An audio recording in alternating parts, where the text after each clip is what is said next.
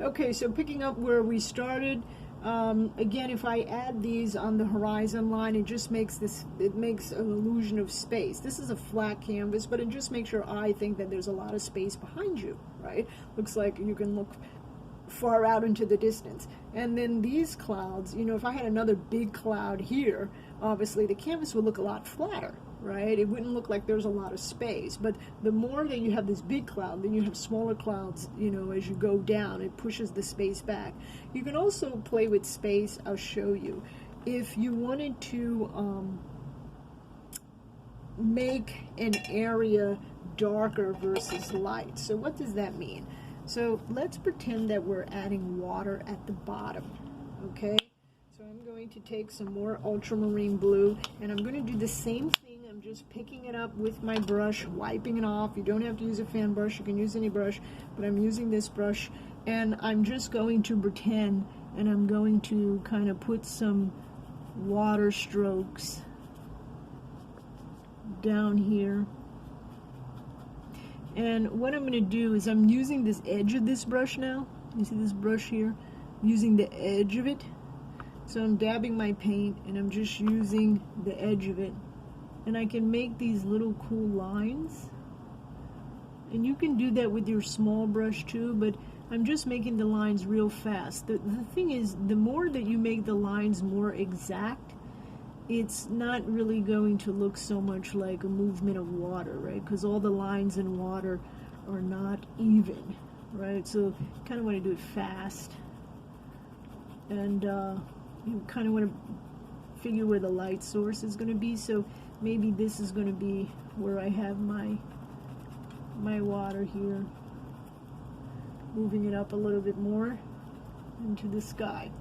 Okay, and then this is the way that you kind of, and I'm going to bring it really close so you can see those strokes. You can see those strokes on the canvas, you see? And I made them really fast, and that's the illusion of water.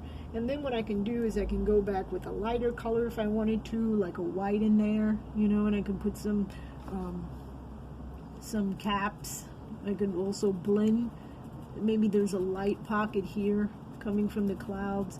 I can really put different colors. I could go with a darker blue or a green, but it's the idea of kind of moving your brush back and forth, kind of like almost you're sweeping.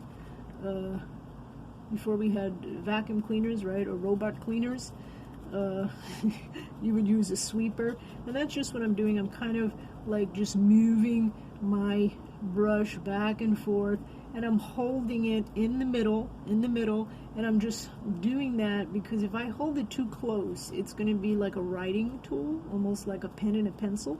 That's when you want to get a little bit more exact with the colors. You know, I'm just kind of doing this loosely. I'm not placing the light anywhere at this point. And you can see I'm starting to build up the canvas, right? Now I'm adding these light areas, okay? And that's what happens. And I probably want to define this space and make it a little bit darker just to push that area back.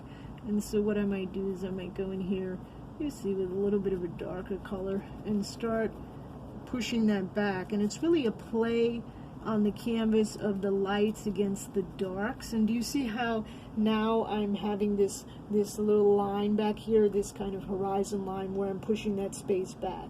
So again, this is a simple wash. These clouds aren't the greatest clouds, but I had to do it really big just to show you how you can do them. And then how we have this line here, this horizon line, how I use the side of my brush to build up this water in the light area. And then we can start building things back here like mountains or trees. Maybe we have a tree back there, and I'll show you how to do that in a minute. That we might want to add something there. Okay, now I'll go back into this canvas later at another time and pick it up from another time, but I want to show you how to do it the impressionist way. So this would be like a way that I would